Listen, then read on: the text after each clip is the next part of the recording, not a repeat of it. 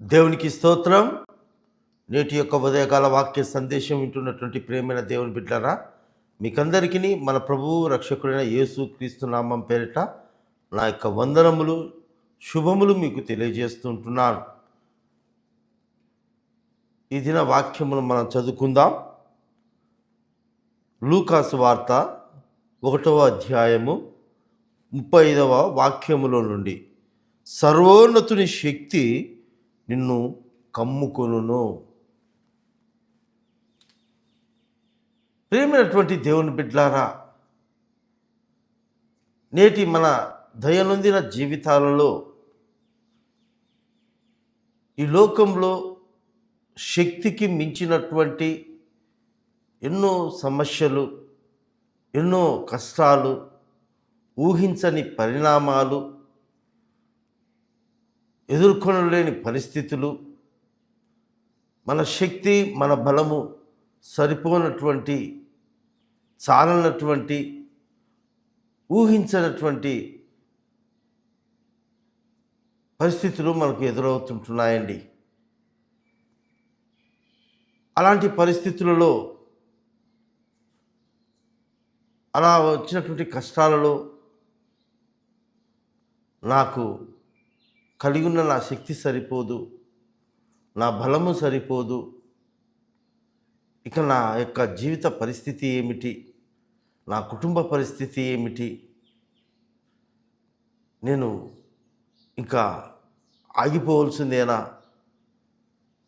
ఇంకా నేను ముందు కొనసాగలేనా అనేటువంటి అయోమయ, భయపడేటువంటి, కలవరపడేటువంటి పరిస్థితులలో అనేక మందిగా మనం చూస్తుంటున్నాం. అలాంటి అనుభవాలు మనం కలిగి ఉన్నాం. ప్రేమైన దేవుని బిడ్డారా, ఎన్నో అసాధ్యమైనటువంటి పరిస్థితులు మనకు ఎదురవుతుంటున్నాయి.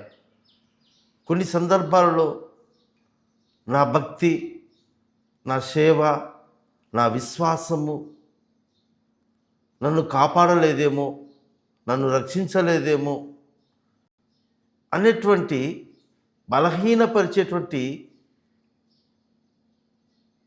పరిస్థితి మన జీవితాల్లో లేకపోలేదండి. అయితే ఈ ఉదయకాల సమయంలో అలాంటి భయము చేత, అలాంటి బలహీనత చేత, అలాంటి శోధనల చేత, అలాంటి నిరుత్సాహం కలిగినటువంటి వారికి పరిశుద్ధాత్మ దేవుడు ఇస్తున్నటువంటి గొప్ప వాగ్దానం ఏమిటంటే, సర్వోన్నతుని శక్తి నిన్ను కమ్ముకుంటుంది.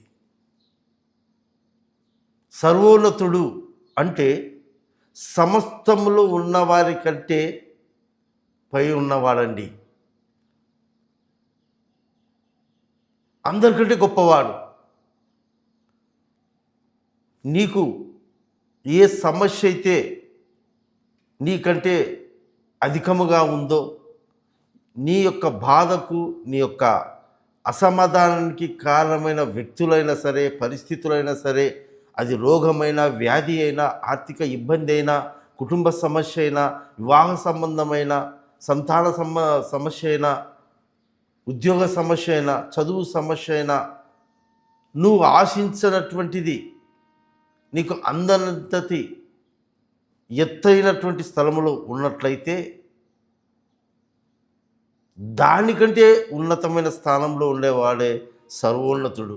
అందరికంటే, అన్నిటికంటే పైనున్నవాడని అర్థమండి. అలాంటి సమస్తమంతటి మీద పైనున్నటువంటి సర్వశక్తుడు ఆయన యొక్క శక్తి ద్వారా నిన్ను కమ్ముకుంటాడు, నిన్ను ఆవరిస్తాడు, నీ చుట్టూ ఉంటాడు. ఆ శక్తిని పొందుకొని నీ ఎదుట ఉన్నటువంటి, నీకు అసాధ్యము కానటువంటి ఆ యొక్క సమస్య నుంచి, ఆ పరిస్థితి నుంచి, ఆ బలహీనత నుంచి, ఆ శోధన నుంచి, ఆ కష్టము నుంచి దేవుడు నిన్ను కాపాడుతాడు. హల్లెలూయా. ఈ మాట వింటున్నటువంటి దేవుని బిడ్డలారా, ఈరోజు నీ కుటుంబంలో ఉన్నటువంటి పరిస్థితిని బట్టి, నీ జీవితంలో ఉన్నటువంటి పరిస్థితిని బట్టి నీకున్నటువంటి ఆ ఆందోళన ద్వారా, ఆ అసమాధానం చేత నిండినటువంటి నీ హృదయమును, కన్నీరు కారుస్తున్నటువంటి నీ పరిస్థితిని దేవుడు ఈ యొక్క సమయంలో నీ కన్నీటిని తుడిచి నిన్ను ధైర్యపరిచి బలపరిచి ఆయన యొక్క సర్వోన్నతుని యొక్క శక్తి చేత నిన్ను కమ్ముకుంటున్నాడని వాగ్దానం చేస్తుంటున్నాడు. అవునండి, ఈ వాగ్దానము ఒక నజరేతులో ఉంటున్నటువంటి మరియతో దేవుని యొక్క దూత సెలవిచ్చిందండి. ఆమెకు శక్తికి మించినటువంటి పరిస్థితి, ఊహించనటువంటి, ఆమె జీవితంలో ఎన్నడూ తలంచనటువంటి ఒక పరీక్ష ఆమెకు ఎదురైంది. అప్పుడు దేవదూతతో ఆ మరియ, ఇది ఎలా సాధ్యం? నేను ఒక పేదదానిని, సమాజంలో ఉండేటువంటి దానిని, నాకు శక్తి సరిపోదు, నాకు వయస్సు లేదు, నాకు బలము లేదు, నాకు అర్హత లేదు, నాకు విలువ లేదు, నాకు యోగ్యత లేదు అని మరియా తన పరిస్థితిని దేవదూత చేత దగ్గర పలికినప్పుడు, పరిశుద్ధాత్మ దేవుడు దేవదూత చేత పలికించినటువంటి మాట, సర్వశక్తిని యొక్క శక్తి నిన్ను కమ్ముకుంటుంది. నీ శక్తి కాదు ఇది, నీ బలంతో కాదు ఇది, సర్వోన్నతుని శక్తి ద్వారా దేవుడు నీ ద్వారా కార్యం చేయబోతుంటున్నాడు. నీ ద్వారా కార్యం జరిగించి దేవుడు తను తాను మహిమపరుచుకోబోతుంటున్నాడు అని తెలియపరిచి బలపరిచిందండి. ఈరోజు మరియతో పలికినటువంటి ఆ వాగ్దానము మనతో దేవుడు తెలియజేస్తుంటున్నాడు. ఇంకా కన్నీరు విడవద్దు, ఇంకా దిగులు చెందవద్దు, భయపడవద్దు, నాకు అసాధ్యమని చెప్పి నువ్వు కృంగిపోవద్దు. నువ్వు ఎలాంటి పరిస్థితిలో ఉన్నా సరే, ఎలాంటి సమస్యలో ఉన్నా సరే, ఎలాంటి అనారోగ్య పరిస్థితిలో ఉన్నటువంటి సరే, నయము కాని రోగముల చేత పీడింపబడుతున్నా సరే, ఈ ఉదయకాల సమయంలో మనకి ఈ యొక్క వాగ్దానాన్ని అనుగ్రహిస్తున్నటువంటి దేవుడు సర్వోన్నతుడు. ఆయన శక్తి మనల్ని కమ్ముకుంటుంది.